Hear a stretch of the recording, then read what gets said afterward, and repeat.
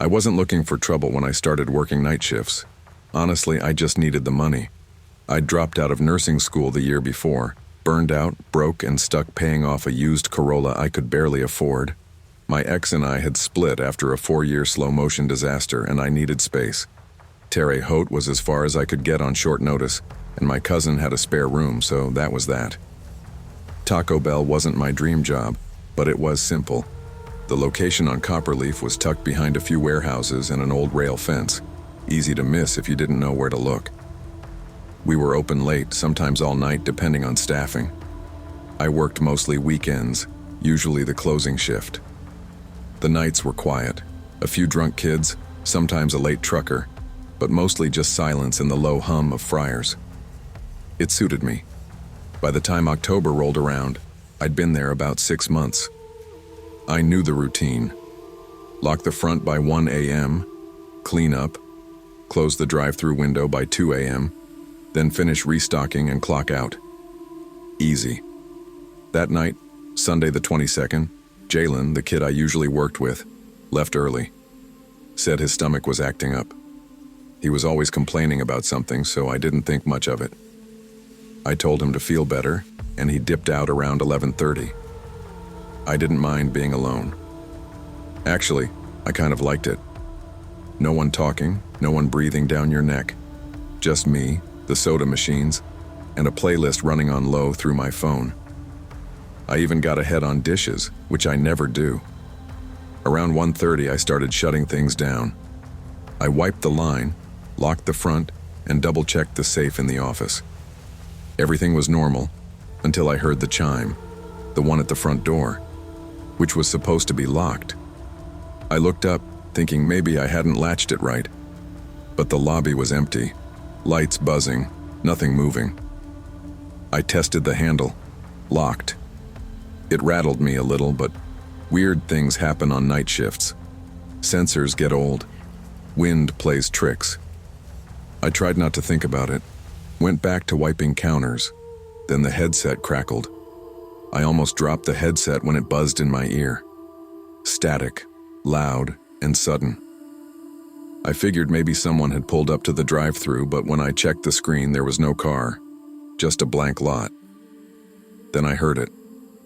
A man's voice, calm, almost casual. "You forgot to lock the back door."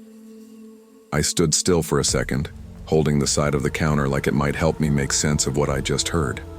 That door, out by the dumpster, I hadn't touched it since I took trash out earlier. I meant to check it after Jalen left, but forgot. I peeked through the narrow window in the kitchen toward the back lot. Sure enough, there was a car parked way off to the side, headlights off. Old, beat up, blue sedan. I didn't recognize it. Engine still running though, it was faint, but you could hear it. That's when I started to feel it.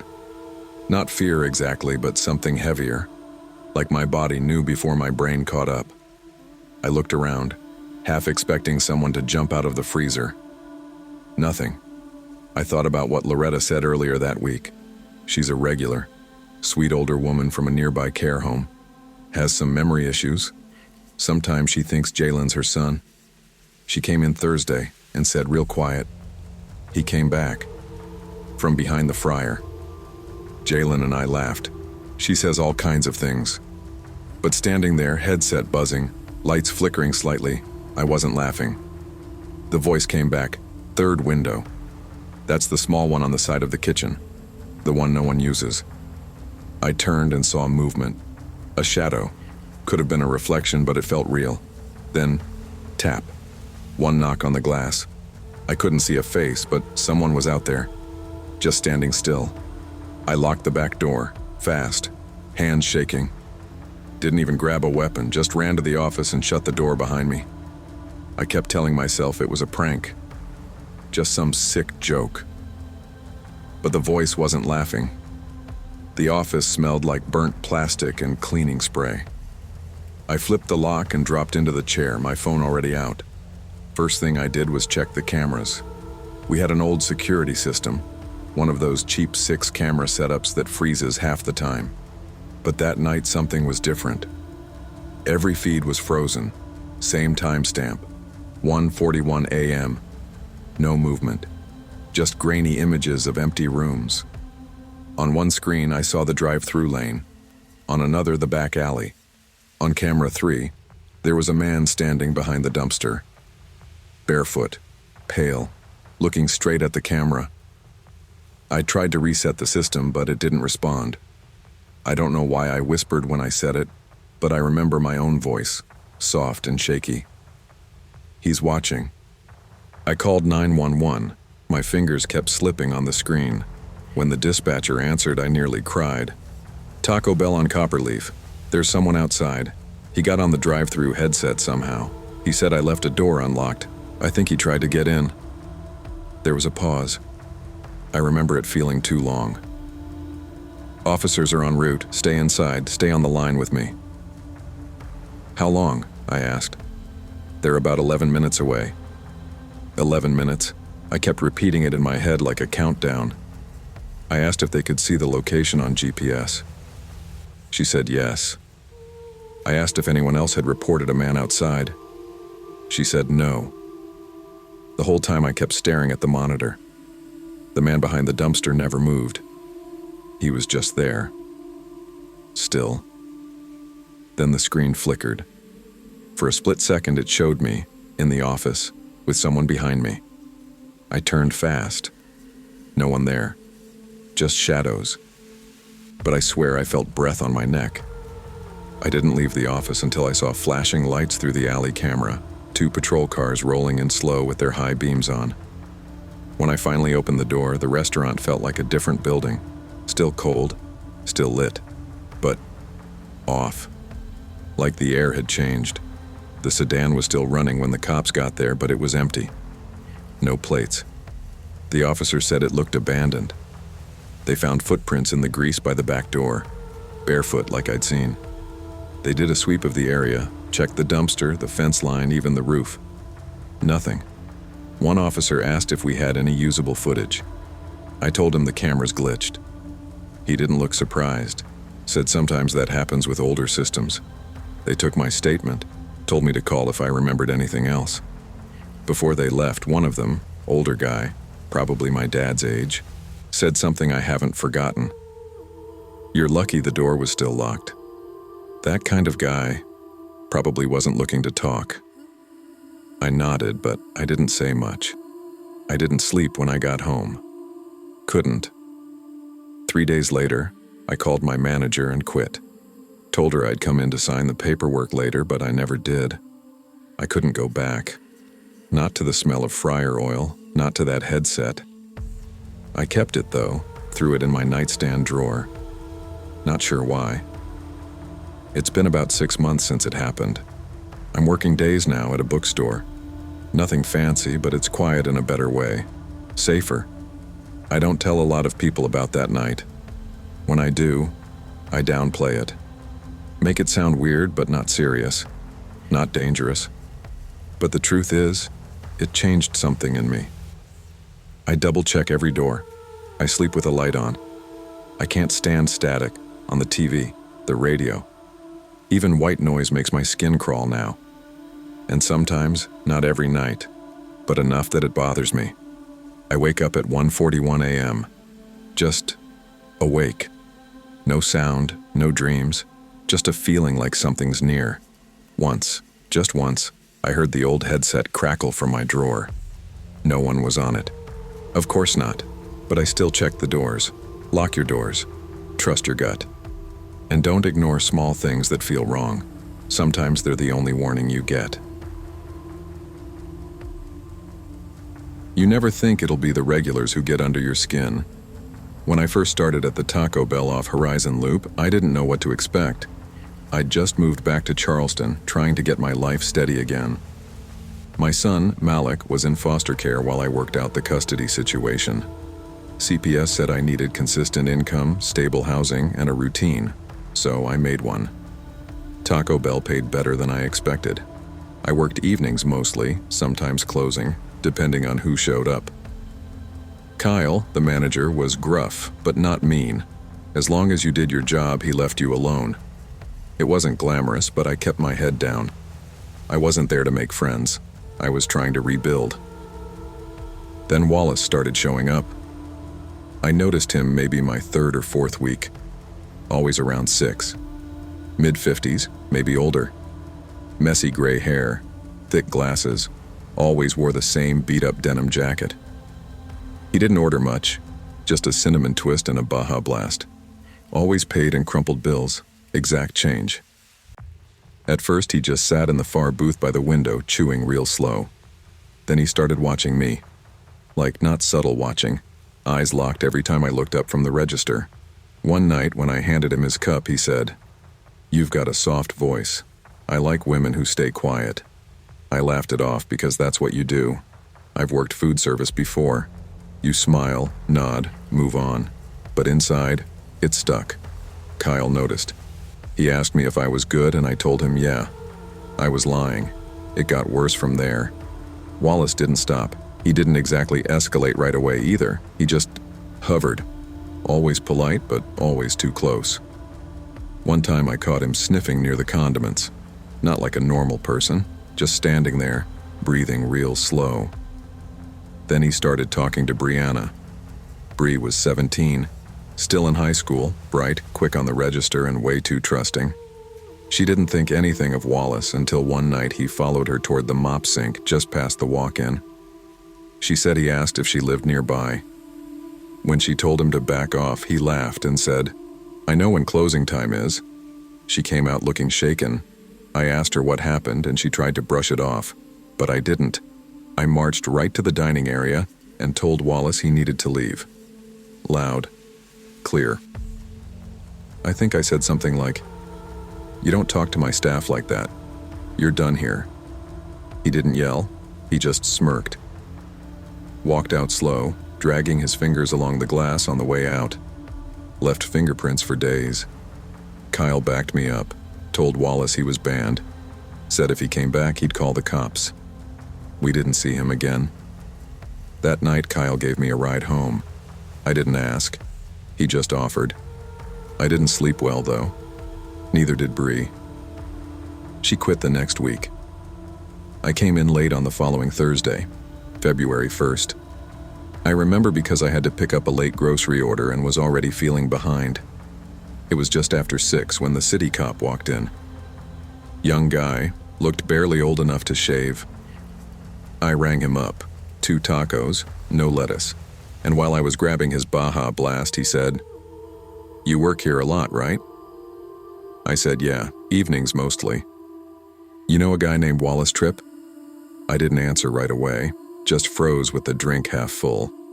"We found him, dead in his trailer off Reedsville Road. Neighbors reported a smell. Guess he'd been gone a while." I asked how. "Choked on reheated beef stew. Alone. Cats got to him." I didn't know what to say. My stomach turned. Not because I felt bad, but because something about the way he said it, so casual, made it worse. The cop thanked me, took his food, and left. Just like that. I stood there for a while, still holding the soda lid in my hand. When I finally got home that night, I couldn't stop picturing Wallace in that booth, chewing. Always chewing slow. And those cats. Jesus. Life went on. No one at work brought Wallace up. Not really. Maybe Kyle mentioned it once in passing, but we all moved like people do after something weird happens. Quiet, pretending it didn't get to us. But it did. I started keeping my pepper spray on me all the time. Slipped it in my apron during every shift. I started closing with my back to the wall, making sure I could see every corner of the store. Taking the trash out became the worst part. The dumpsters sat in this little fenced spot behind the store past a thin row of trees. At night, that area gets dark. No lights, no cameras. The first time I saw him, I thought it was a trick of the shadows. Just a shape, low to the ground, moving behind the tree line. It wasn't clear, but it was enough to stop me cold. I told myself it was an animal. A dog, maybe. A raccoon. But then I saw it again. A week later. Same spot. Same hunched figure. Chewing. I didn't check again after that. I take the trash out early now, before dark if I can help it. I told Kyle I won't do it alone anymore. He didn't argue. I think he's seen it too. I still work there. Taco Bell's not glamorous, but it's a paycheck. I'm almost through my court case for Malik, and I've got a 2-bedroom lined up for next month. I keep my head down. But every now and then, during slow hours, especially right around 6, I glance at the booth in the corner. The one by the window. No one sits there much anymore. Once, last week, I was sweeping near the soda machine when I heard a whisper. Not a word, just breath. It could have been the air system kicking in, or maybe someone walking past the glass outside. But I didn't turn around. I don't need to. Wallace is gone. I know that. But sometimes things don't leave all the way. Trust your instincts. Silence isn't always safety, and just because someone disappears doesn't mean they're gone. I was the dependable one at Taco Bell. 20 years old, pre-nursing student at Yavapai College, trying to juggle rent, textbooks, and a part-time job. Some evenings I'd prep orders humming softly, a distraction against the late-night silence. I liked the normalcy of grease stains and the hum of fryers. I liked knowing exactly what would happen. That Thursday, November 9th, started like any other. My shift started at 5 p.m., and by 9, the after-school rush was settling into the routine hush of evening drive-thru business. Kyle, my shift lead, was in a mood. He'd been snappy all night. He slid a phone and insulated bag in front of me and said, "Delivery came through. Unusual, but it's prepaid. Basement entrance, you good?" I looked at the app. It listed 147 Milner Lane and added, "Basement delivery. Knock 3 times. Leave bag." That felt weird. Taco Bell didn't do deliveries from our location. We were in Prescott's small college town streak. Deliveries were rare. It smelled off. But Kyle tried to reassure me. "Probably someone who hates the cold," he said. I swallowed a lump. I didn't have a car. I used my gas money to keep textbooks paid. Kyle offered me a ride for part of it, and we agreed I'd handle it. I know now he only said that to feel better. He didn't expect me to go. But I did. I grabbed the phone, bag, and drove out to Milner Lane at 9:10 p.m. GPS took me down an industrial road, gravel crunching under tires. I saw abandoned storage units, broken gates, dead street lamps. The kind of place where your headlights seem loud and unnecessary. The house number was barely legible on a rusted gate. It said 147 in flickering spray paint. A sign taped to the bottom read exactly what the app said: "Basement delivery. Knock 3 times. Leave bag." My stomach turned. I kept wanting to call Kyle, but I'd already moved. Too late. So I turned off the car, climbed out, and felt the cold Arizona night press in. I should have turned around. But I knocked. 3 firm taps. Nothing. Silence pressed in. The gravel crunched under my boots as I set the bag down. It felt heavier than usual. I nearly froze.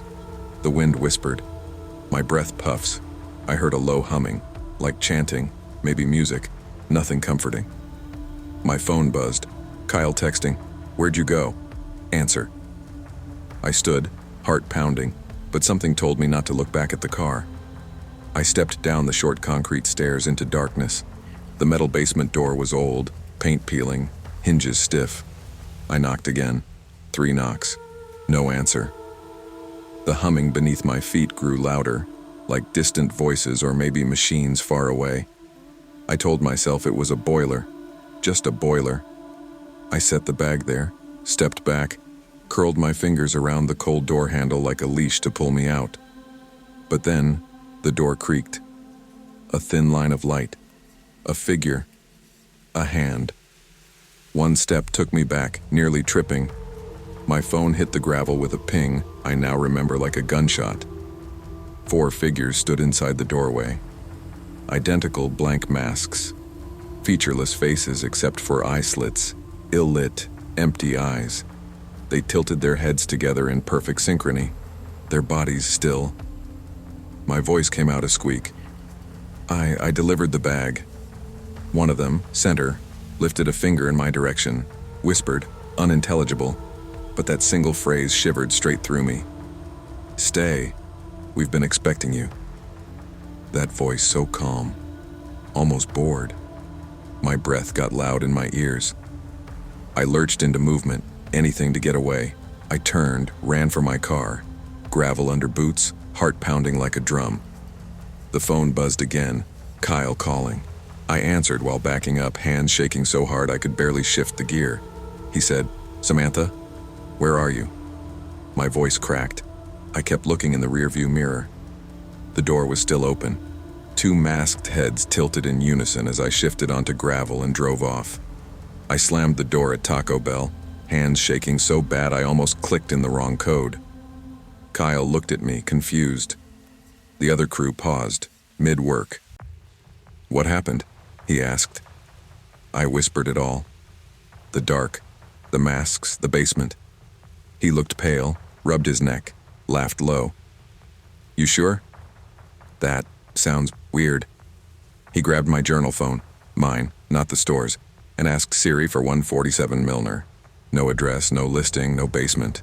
He shrugged. "Maybe somebody pranked you." I stared at him. "Kyle, the masks, they said my name." He swallowed, tapped his foot, reached for his keys. "Let me drive you back." I shook my head. "I don't want to." That was it shame? Fear? I couldn't say. I asked him to watch the store, just for a minute, and I rushed to my car and left again. Pulled the bag from its bag, threw it in a back corner of a shed behind the store before any more questions. Kyle acted like it didn't happen, busy being busy. People clocked in, burgers sizzled, orders came through. I didn't return to the delivery app after that night. I blocked it. I changed my number. I transferred courses out of Prescott campus to Flagstaff. Needed distance. Kyle said he was sorry, said he felt like a jerk. I nodded, didn't say more. Weeks passed. I started the new semester, got a weekend job at a clinic. It was quieter, safer, or so I thought. But sometimes Craigslist pops up job postings from the same address. Late night help needed, Milner Lane. No company name, no phone. Late hours, basement deliverer. They want human-to-human intake. My fingers hover, then swipe away. It's like they're testing Windows, looking for someone who'll show up again. And once, late at night, I saw a shadow appear in my bedroom window. No face, just shape. Tall, standing at the edge of light, gone in a blink. I told myself it was a stray animal, or a leaf, or exhaustion. But when I checked that old Tacobell bag, yeah, I kept it in my closet. Lined with the app prints, melting sauce stains, it smells faintly of refried beans and fear. I bury it in a box. I keep the phone under my pillow. I lock the bedroom door twice. Tonight, I'm sitting in my dorm room, windows shut, door locked. I'm studying for my next nursing exam, trying to imagine a future fixing people instead of running. My roommate asks why I jump every time my phone buzzes at night. I say the real reason? I'm waiting for someone to knock. I've told people bits, parents worry, friends give me side eye. Counseling helped maybe 5%, but I don't walk alone at night. I park so lights are between me and open streets. I drive past surveillance signs. The masks, I've drawn them in the margin of my notebooks. Featureless eyes. 4 of them, like heralds. Synchrony. Silence. I think they wanted me to stay. Maybe part of me wants to know what happens if I didn't run. But I didn't. And I never will. Unknown deliveries and aberrant requests should be red flags. Trust your instincts, even if others don't. Crossing into another person's hidden world can cost far more than money. It could cost your sense of safety. When I started at Tacobell, sophomore year of college, I thought it'd just help me pay tuition. But after I dropped out to care for my little brother, David, it became more than a job. It was a lifeline. The crew laughed through double shifts, joked over late-night orders, and Trish, our manager, made us feel like family. Breaks came early when we needed them, phones were fine during downtime, and mess-ups were met with jokes more than lectures. For years, that small corner of Rapid City felt like home. We had rhythm, breakfast rushes, lunch crowds, and the midnight lull. I clocked out feeling like I did something meaningful, even if it was just serving tacos. That changed when Lucas Bray arrived. Corporate shipped him in from Idaho after their Boise location shut down. They said he was by the book, which sounded fine until he installed cameras over our heads, set break timers on the register, and banned phones outright, even on break. Suddenly, the place felt cold. In his first week, 2 teammates quit. They just walked out during their shift, said they couldn't take the tension. Trish slapped a smile on and kept the place running because she didn't want our store to be next. Then her sudden audit came and she was gone too, just like that. Now there were just a handful of us left. Me, Noah the trainee, and the night closer, Jasmine. We looked after each other in quiet glances, doing our best to just survive. It was Tuesday, February 27th, and I clocked in at 4:45 p.m. The fluorescent lights felt brighter. The air, colder.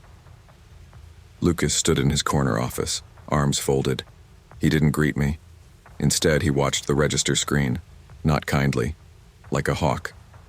I stepped in, straightened my shirt, and forced my smile. "Evening, Lucas," I said quietly. He didn't reply. He just nodded once, sharp, measured. That shrug felt different, not authoritative, just distant. That was the night it changed, not with violence or threats, but with a look, a recognition that everything I'd built here could evaporate. Those first 2 weeks with Lucas felt like walking a tightrope. Every typo, every sauce packet misplace, documented. We switched sauce placement charts over 27 times. Phones buzzed with no breaks until 6:30 p.m. It was endless. And then it happened. Thursday night, about 8:30 p.m. Noah was a good kid, 17, eager, but green. He mixed up jalapeno and chipotle packets. Lucas marched him out front like he was a schoolboy, shouting loud enough for dining room and drive-thru to hear. He said things like, "This is basic. You expect to work here? Know your condiments?" His voice echoed, cold and flat. Clients stopped ordering.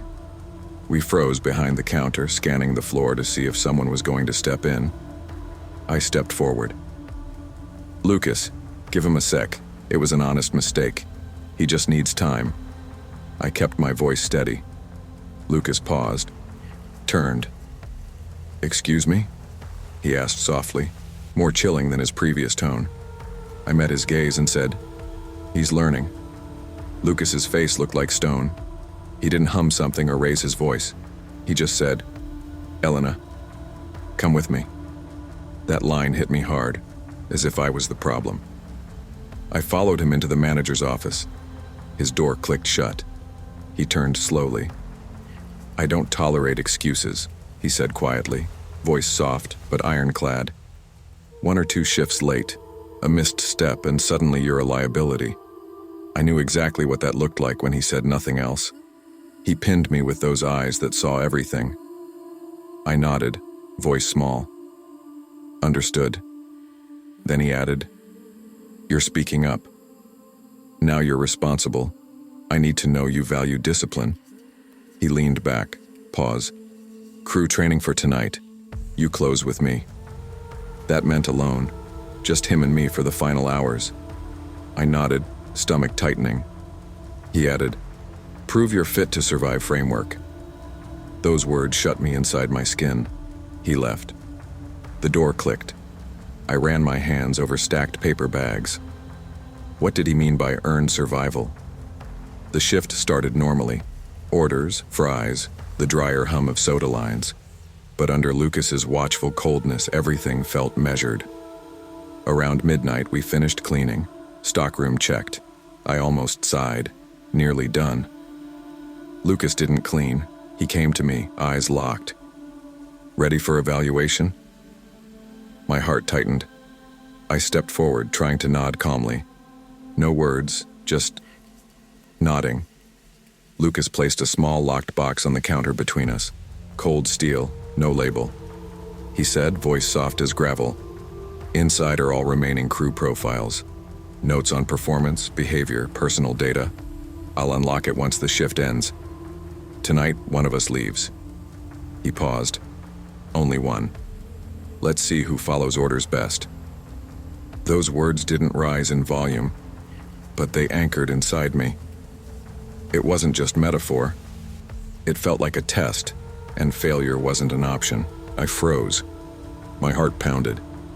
I remembered every morning my brother woke hungry, every time I hesitated if I wanted to stay in this job or support him. Lucas folded his arms. "Stay in your zone. Work quiet. No errors." Then he turned and began noting things on his clipboard. Silence wrapped the store. Fryer hum, soda drips. I glanced at the locked box. Sealed. Between us. I worked as I always did. No mistakes. My white gloves smoothed tortillas behind the counter, every movement deliberate. Time crawled. One wrong move and I'd be next. Not metaphorically. I felt that. At 2:15 a.m. I still hadn't spoken. Lucas hadn't asked anything. The tension inside baked me. My palms sweated. Then I heard the walk-in cooler latch engage behind me. The only unlocked door in the store. I slipped inside, heart thumping. Froze the latch with a jerk. My hands shook. The cooler felt like an ice cave, but I felt heat in my chest. I pressed my phone to dial 911, whispering, "This is Elena Park, 2289 Crosswind Boulevard. I'm inside the walk-in cooler. The manager, Lucas Bray, he threatened me. He locked some box. I'm scared." He didn't knock, but I didn't wait. Within minutes, felt like lifetimes, I heard footsteps. I stayed silent. Then lights outside. The cooler door cracked open. 2 officers stepped in, badge glinting. I pushed out, tearful, voice unsteady. When they went after Lucas, he slipped away. They found that box, but no sign of Lucas or anything illegal in the reports. Just names, addresses, notes underlined unfit. They told me business would be disrupted for investigation. People would call me for details. I gave them everything. The store shut for renovation. Trish's name wasn't brought back, but David stopped sending letters addressed to him as manager's sister. It was over. I declined the counseling the company offered. Instead, I went with David to the clinic I work at now. Meals included, nights mostly behind the desk, not the line. I never touch food service again. Lights flicker sometimes at home. It puts me on edge. At night, I remember the box, his words. "Only one of us needs to leave tonight." What he meant, I don't know. Maybe he was insane. Maybe he'd done this before. I'll never really know. But I do know one thing. Survival isn't about being first or strongest. Sometimes it's about running at the right moment. Don't mistake quiet compliance for safety. Trust your instincts when authority becomes threatening. Sometimes the bravest thing is to walk away. I wasn't supposed to end up in fast food again. I'd spent nearly 6 years loading pallets in a warehouse off I-10, working toward full-time with benefits. Then the layoffs hit. They handed me a paper check, and a firm handshake like that made rent any less real. I applied to everything: security guard, inventory, delivery driver, but no one was calling me back. Tacobell, of all places, was the first to say yes. Graveyard shift, 9 p.m. to 5:30 a.m. Not glamorous, but it was money. And after 3 weeks of ramen and bills stacked like Jenga, I took what I could get. The store was on West Tidwell, tucked between a payday loan office and a busted Family Dollar. Shifts were quiet. Most nights it was just me and the assistant manager, Donald. Early 40s, average build, always wore black non-slip shoes and kept a pocket comb in his apron. Not much of a talker. Not warm, but not mean either. Just off. His eyes didn't smile when his mouth did. Always watching, always calculating. On my first night, he gave me the tour. Grill, cooler, mop sink, office. When we reached the last door, he stopped and said it low, like a warning. "Don't open the manager's office, not unless I tell you to."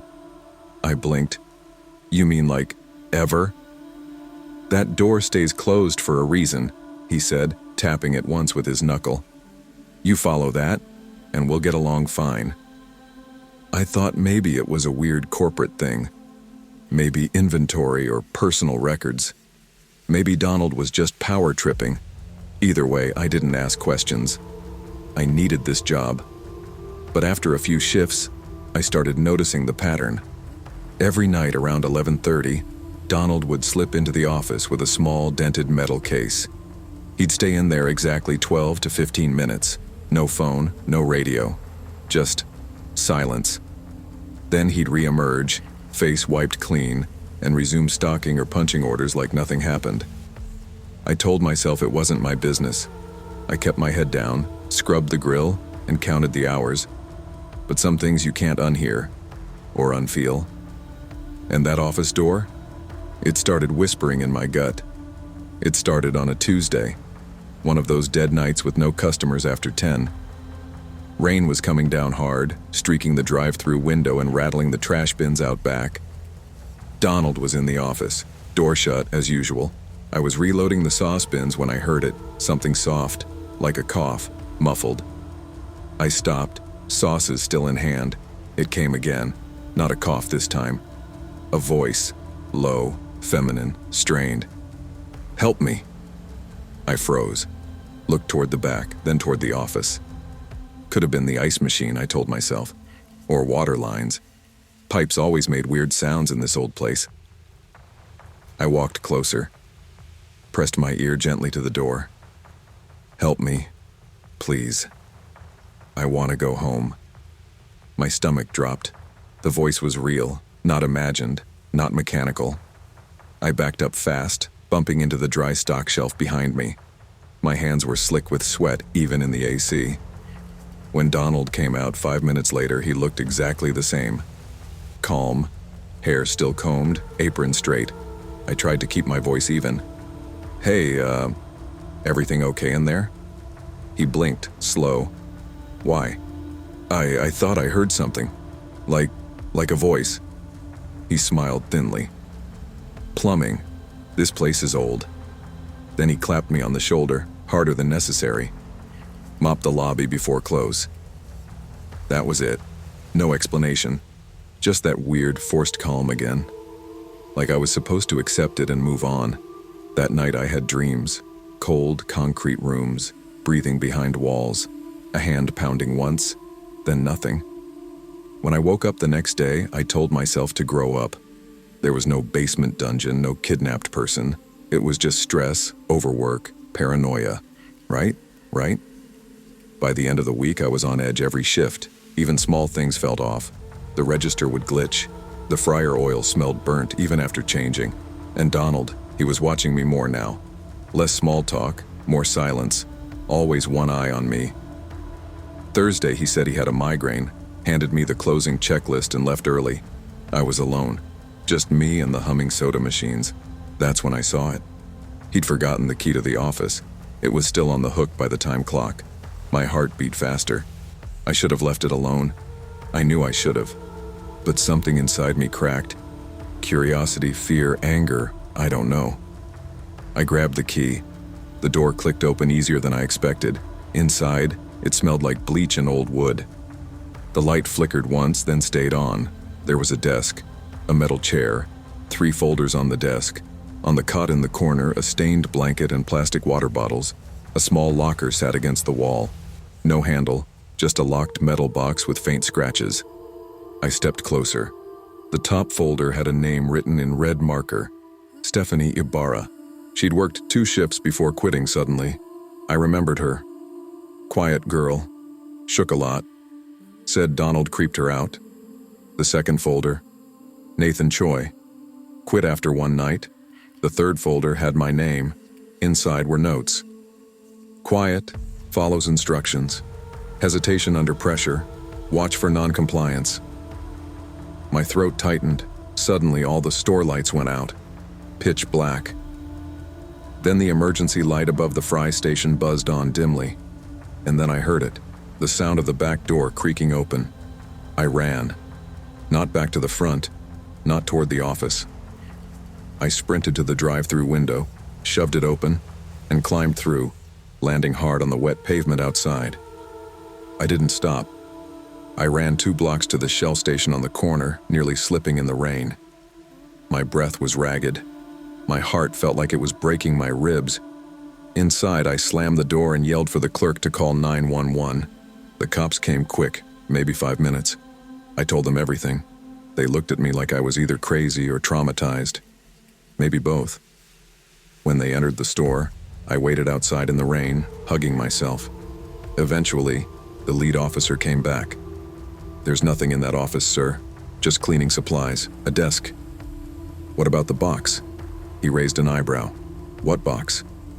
They didn't find the folders. No box, no cot, no bleach smell. Not even Donald. His car was gone.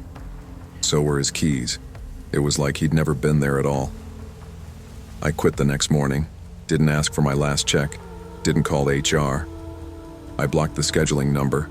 I even deleted the store from Google Maps on my phone so I'd never see it pop up again. I found work eventually. Janitorial at a hospital. Night shifts, still. But there are cameras everywhere, and I'm never alone. That matters now. Sometimes I catch myself flinching when I pass a Tacobell. Not even consciously, just this quiet anxiety crawling up my spine.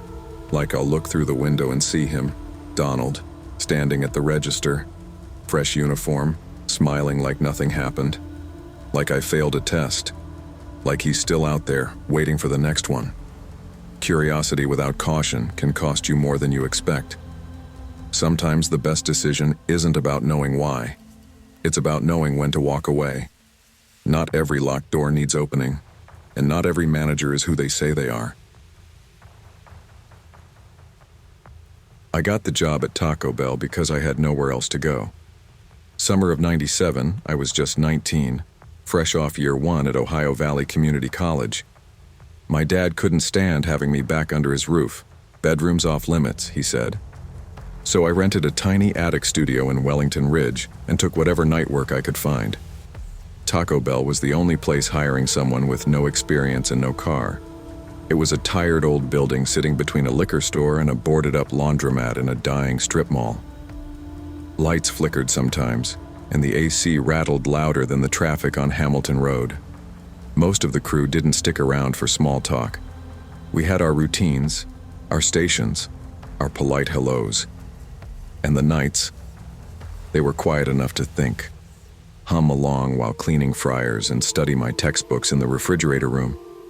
I liked it. Even when the place felt off. Really off. Like I was trespassing in someone else's memory every time I slipped behind the counter. There was this small, windowless storage closet next to the fryer station. Nobody used it. Never had. But every time I passed, I got that prickle, like someone was watching me through the ventilation slats. No fan, just a vent with dust. Just me, the hum of grease drains, and that sense of eyes tracking me. My shift lead Dan was good enough. Quiet guy, maybe 25. He once laughed off my complaining about the closet. He told me I was breathing too much fryer smoke. Said I'd get used to it. But I didn't. That Thursday, like every Thursday, I clocked in at 9 p.m. The day crew left. The lights dimmed a bit. I settled in, humming under my breath while I tackled the lunch rush cleanup. I noticed that closet again at 10:45, more than usual, more like dread. I grabbed bleach from the back shelf, bending down, hand shaking just enough that I dropped my key ring. As I reached for the keys, I caught movement under that shelf at the closet. Blue sneakers, pale legs. I jerked back, nearly dropping the bleach. The sneakers vanished. I stood there frozen. No one was around. No one worked that closer shift with me. When I brought it up to Dan later, he sighed. "You're seeing things," he said kindly. "Smoke, stress." Another shift, same thing. But this time I spotted him in booth 5, where everyone said something bad happened back in the day. He sat motionless, faded blue hoodie, no food, just staring. When I blinked, empty booth. I couldn't ignore it anymore. I cornered Dan over mop buckets. Finally, he sighed. This place used to be a diner. In the 80s, Booth 5, robbery, guy named Derek shot dead. Nobody talks about it. It fit. But when he told me, I felt the cold climb up my spine. I stopped humming. After that, I started noticing more. Once, under one of the stainless steel fry covers, it flashed, a hoodie in the reflection, not me. Once, in the women's restroom mirror, I grabbed the door handle, glanced up, saw him behind me. Just 1 second, hoodie edge, motionless. Then nothing. I tried to chalk it up to mistakes, to flickers, to nerves. Every night I cleaned harder, scrubbed more. I double-checked the closet vent. But still, that feeling. I drank more coffee, checked my reflection, left the light on in my studio room at night, studied by that light, library quiet on Hamilton Road. Still, I showed up. Not brave, just too tired to worry. $10 an hour wasn't much, but it meant rent. One last shift in July, after midnight, I walked into the closet to grab more bleach. I reached for the door handle. Click, it slammed behind me. No breeze, just snapped. Lights cut out. Darkness. My breath stopped. No hum of the fryer, no AC, just heavy breathing, slow and deliberate. I froze. My hands shaking, they hit the vent and the doorknob. Cold metal. Every muscle I had tensed. I called, Dan? Nothing. Just the breathing. The door swung open. In that second, it felt like forever. I just ran. I left my keys on the counter, didn't pick them up. I didn't go back. I ignored the calls for my last paycheck. I left books behind. I ran. At 45, married, living hundreds of miles away, I still won't eat Tacobell, especially if I'm near Wellington Ridge. They kept the booth, kept the memory. Still open, still quiet. Sometimes I drive by on road trips. I stop the car at night. I stare in. I imagine him in the corner, hoodie up, pale shoes resting, waiting. Trust your instincts, even in the quiet. Some places keep their histories like ghosts, and if something feels watchful, just leave. When I first took the night shift at Tacobell, I didn't think much of it. I dropped out of nursing school a year before, moved back home after my mom passed, and needed steady cash for car payments and, honestly, therapy sessions. Nights worked, fewer people, fewer messes, and always a quiet hum from the drive-thru headset that grounded me. By the time I hit 7 months, I had a routine. Arrive at 10:30 p.m., clock in, load the sauces, then prep the kitchen for the midnight rush, or lack thereof. County Line Road was quiet after dark. Across from us, an empty vape shop and a boarded-up church that creaked when the wind blew. It was the kind of place that felt abandoned even when it was full. That Sunday, Kelsey, new kid, was scheduled but left early. I thought she had food poisoning. Around 12:30, I was mopping near the back line, headphones in, half singing to keep my head clear. The headset snapped to life, static, no order beep, just hiss. I froze. That only happened if a car rolled up hard on the sensor, but the camera feed showed empty asphalt. I got my phone, camera up, and checked through the monitor. No car, just the empty drive-thru under flickering lights. I almost dismissed it as an electronics glitch. I was about to turn back to mopping when it sounded again. Open the back door. Flat, calm, deep male voice. My legs skittered. I sprinted to the back door. It was locked. I turned the key, triple-checked it. Then, shaking, ran to the office and dialed 911. The dial tone was steady in my ear when I heard it. Bang. Then a louder smash.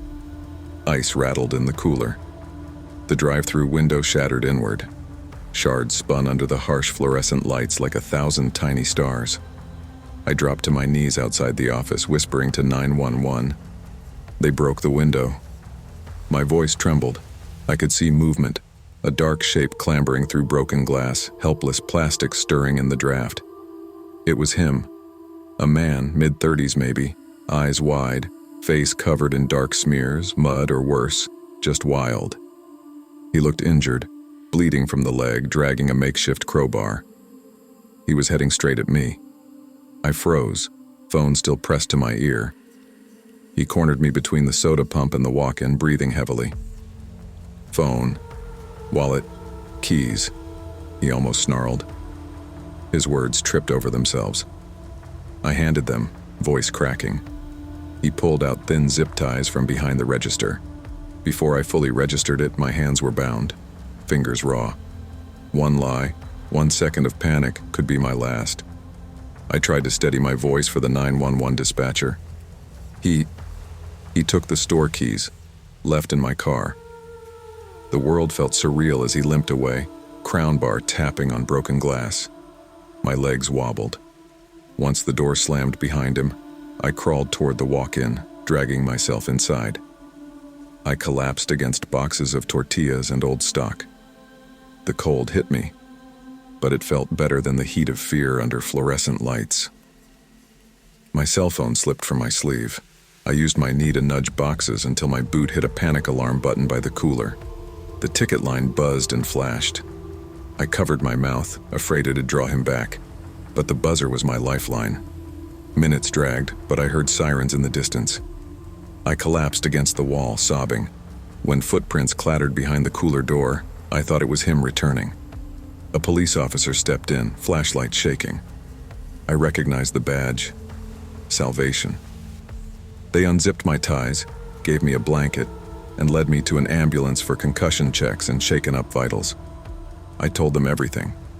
The static voice, the smash, the zip ties, my car disappearing.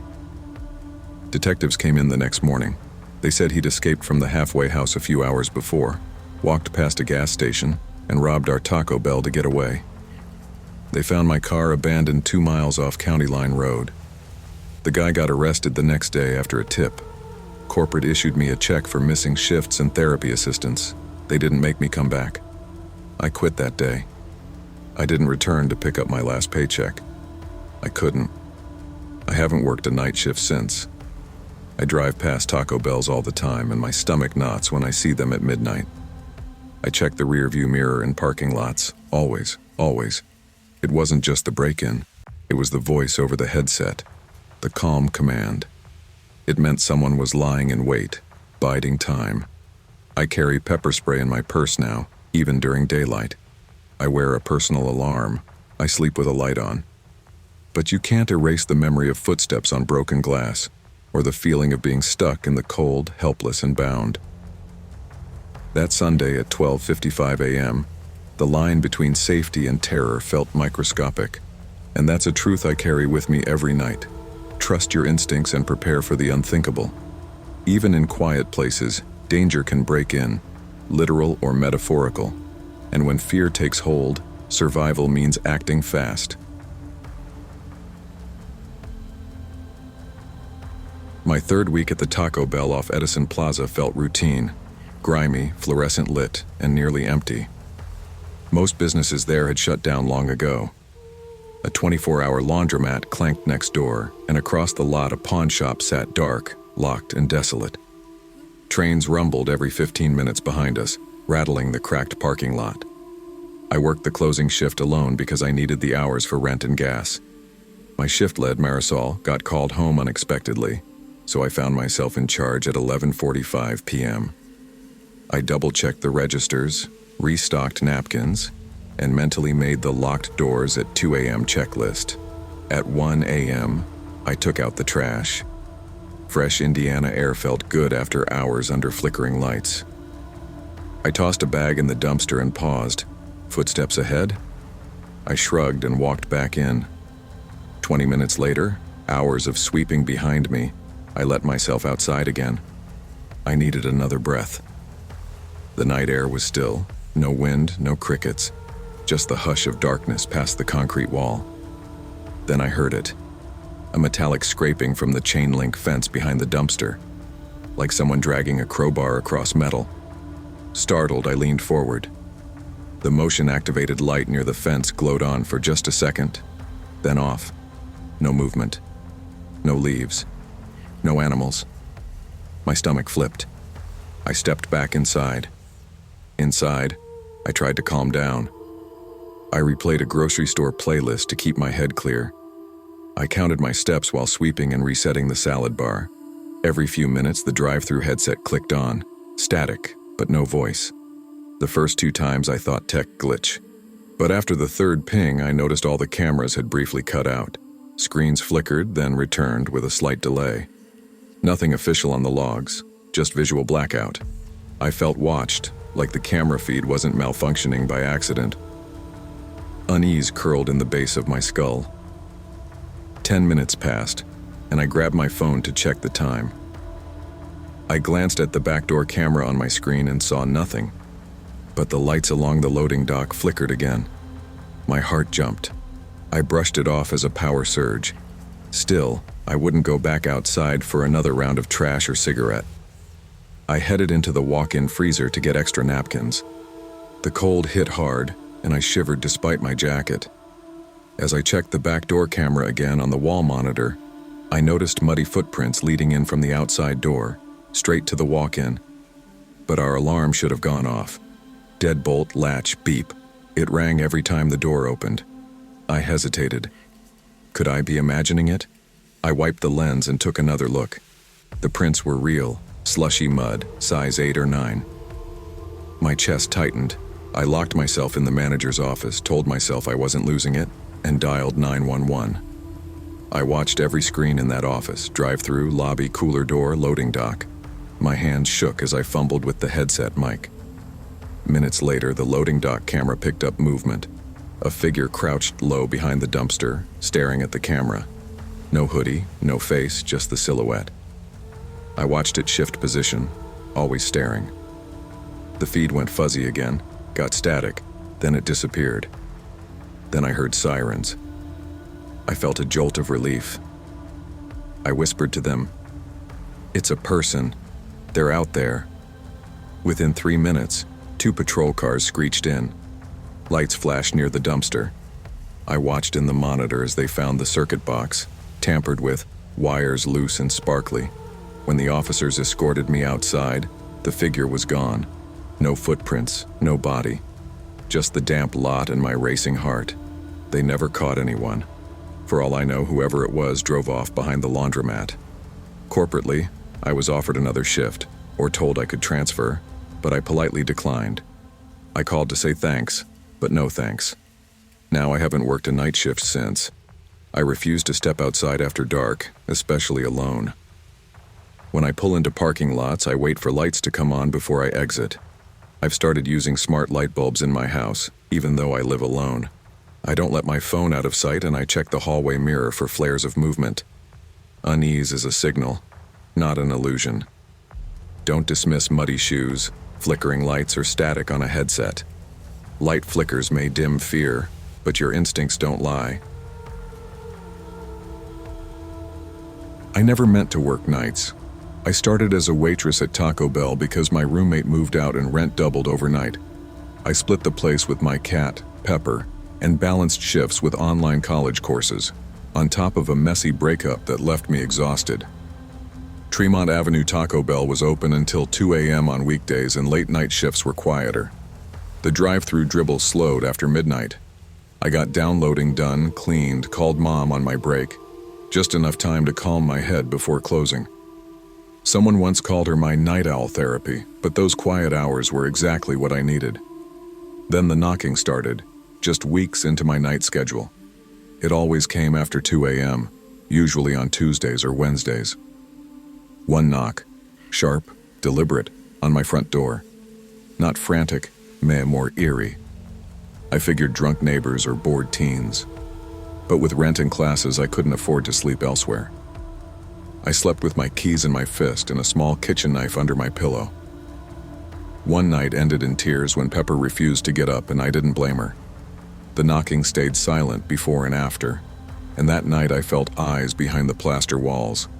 Still, I needed the hours, so I showed up to work the next Wednesday, heart rattling but routine. I worked alone that night. My shift lead had swapped due to family obligations. Around 11 p.m., a man walked in. He was old, late 60s, but his eyes were sharp and deep-set. He wore a sagging coat, cheap Nikes, and his hair was thin and silver.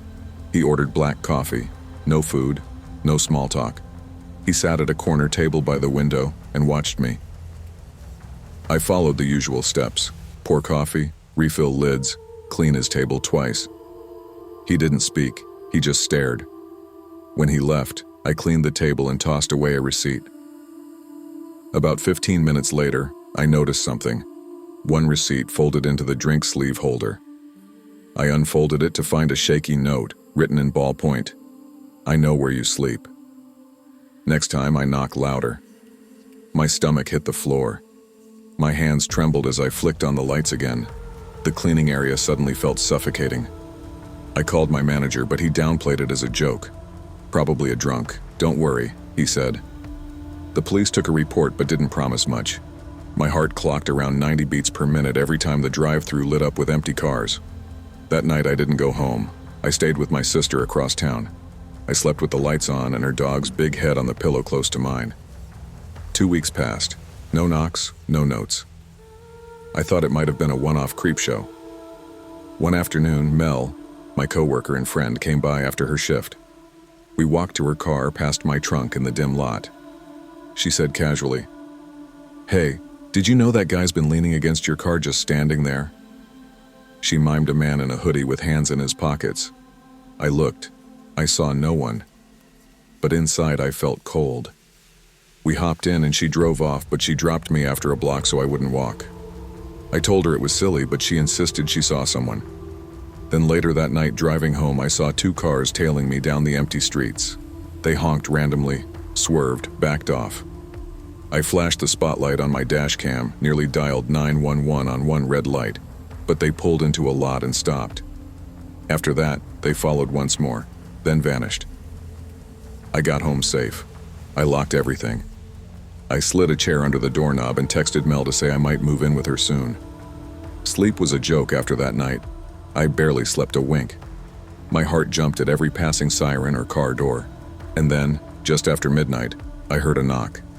Slow, methodical, on my front door. I froze in the unfamiliar dark of my apartment. I crept toward the bedroom door, phone clenched tight. With squeaky wood under my sock, I slid into the hallway with pepper spray hidden under my pajamas. I whispered to the 911 operator, "Someone's at my door again. It's happening." "Stay calm," she said. "I'm sending officers." My phone glowed on the floor. The knock didn't repeat, just one loud bang. Then, nothing. Guest? Trespasser? I could hear my cat mewling in the distance. When the officers arrived, they found no sign of anyone outside. No footprints on the porch, no fingerprints on the lock, no tools or notes. The door had been locked solid. No receipt this time, but slid under the door was a folded piece of paper with a single eye drawn in black ink. My hands were shaking so badly the officer collected it with gloves. No words, just the eye.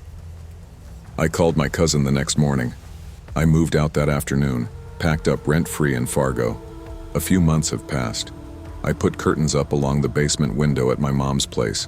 My cat settled in, and I'm working day shifts at a diner across the highway. I still check my car mirror every block. If I see flickering headlights, I tense up. And if a receipt flutters in the wind under my wiper, I don't touch it. I drive off.